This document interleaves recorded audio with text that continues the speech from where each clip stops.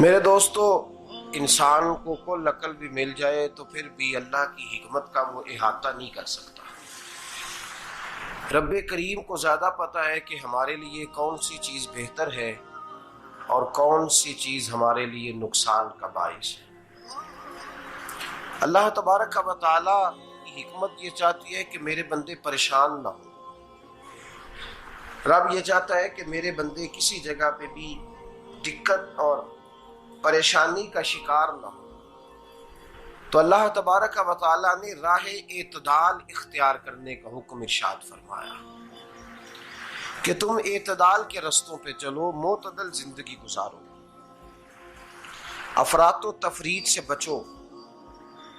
آج جس معاشرے میں ہم وقت گزار رہے ہیں، اس معاشرے میں ہم اس بات کو سمجھنے سے قاصر ہیں کہ اصل ہمارا مسئلہ کیا ہے۔ ہمارا اصل جو مسئلہ ہے اس کی شناخت ہمیں کیسے ہوگی اور ہم پھر اس تک رسائی کس انداز میں حاصل کر پائیں۔ ہم ہمیشہ اپنی آمدن بڑھانے کے چکر میں رہتے ہیں، ایک کام اور شروع کر لیں، پارٹ ٹائم جاب شروع کر لیں، کوئی سائیڈ بزنس اس کا آغاز کر لیں۔ ہماری جو دوڑ لگی ہوئی ہے وہ لگی ہے کام بڑھانے میں، آمدن بڑھانے میں، حالانکہ اسلام ہمیں یہ کہتا ہے کہ تو آمدن بڑھانے کے چکر میں نہ پڑ، اصل بات یہ ہے کہ تو اپنے خرچے کنٹرول کر۔ تنگ انسان وہ نہیں ہوتا جس کی آمدن تھوڑی ہوتی ہے۔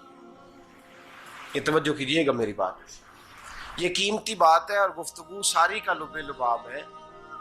تنگ بندہ وہ نہیں ہوتا جس کی آمدن تھوڑی ہوتی ہے، اصل پریشان وہ ہوتا ہے جس کے خرچے زیادہ ہوتے ہیں۔ اور ہمارا جو روزمرہ کا نقصان ہو رہا ہے نا، وہ آمدن کے معاملات میں نہیں ہو رہا۔ بنیادی نقص جو واقعہ ہو رہا ہے وہ یہ ہے کہ ہمارے اخراجات زیادہ ہیں، اور وہ اخراجات کسی اور نے نہیں بڑھائے، وہ خرچے ہم نے خود بڑھا لیے ہیں اور اب ہمیں اس کا نقصان بھگتنا پڑ رہا ہے۔ اور اگر آپ صحیح معنوں میں ٹٹولیں تو جو بہت امیر لوگ ہیں وہ تو ان خرچوں سے بچ گئے۔ میں نے بہت سارے ایسے ختمات میں شرکت کی ہے، میں بہت ساری ایسی جگہوں پہ گیا ہوں کہ جہاں لوگوں نے بڑا مختصر سا ختم دلایا ہے تو ہو گیا ہے ختم۔ ختم کے معاملے میں کب کسی نے پابندی لگائی ہے کہ اس میں 200 آدمی شریک ہوگا تو تب یہ سال ثواب صحیح ہو سکے گا؟ کون کہتا ہے؟ یا شادی کے موقع پر اگر سارے بہن بھائیوں کو نہ بلایا گیا تو میری شادی پایہ تکمیل تک نہیں پہنچے گی، اس میں برکت نہیں ہوگی، یہ کس نے فتویٰ دیا ہے؟ معتدل زندگی کا اسلام حکم دیتا ہے۔ میں پڑھ رہا تھا کہ ایک بہت بڑا صدر ہے، غالباً سوڈان کے صدر کی بات ہو رہی تھی، تو اپنے بیٹے کی بارات لے کے گیا تو 4 لوگ گئے ہیں بارات، اور 15 لوگوں کا اس نے اہتمام کیا اپنے گھر میں کھانا کھانے کا۔ تو کیا شادی ہو گئی کہ رک گئی؟ تو بھائی راگ الاپنا اس بات کا کہ بڑی پریشانی ہے، کوئی سائیڈ بزنس شروع کیا جائے فلان جگہ فلان جگہ فلان جگہ، تو اصل معاملہ یہ ہے کہ پہلے ایک بندہ کماتا ہے تو پھر بھی گھر ہی چلتا ہے، پھر بڑا بیٹا ساتھ شامل ہوتا ہے تو پھر بھی گھر ہی چلتا ہے، پھر منجلا بیٹا شامل ہوتا ہے تو پھر بھی گھر ہی چلتا ہے۔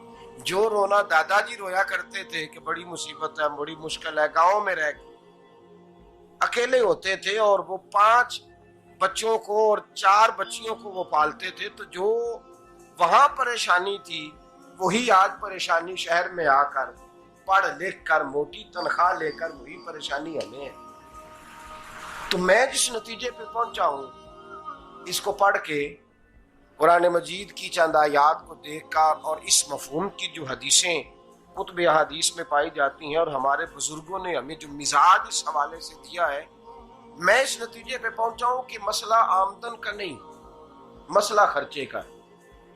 ہمارے خرچے بنیادی طور پر زیادہ، اور اگر پھر ہم زیادہ بوجھ خواتین پہ ڈالتے ہیں کہ وہ مطالبے زیادہ کرتی ہیں، اور اگر آپ مجھ سے پوچھیں تو خواتین کی بھی اگر کسی جگہ کوئی عادت خراب ہوتی ہے تو اس میں اصل کردار اس کا ہوتا ہے جو وہ عادت خراب تو کیوں اپنے گلے سے اتار کے آپ کسی کے گلے میں بات ڈالنے کے چکر میں ہیں؟ وہ خواتین کی طبیعت نہیں ایسی ہے. اصل بات یہ ہے کہ ہم نے عادت ڈالی ہے، ہم نے یہ مزاج ان کو دیا ہے تو ان کا بنا ہے، نہ کیسے بن سکتا.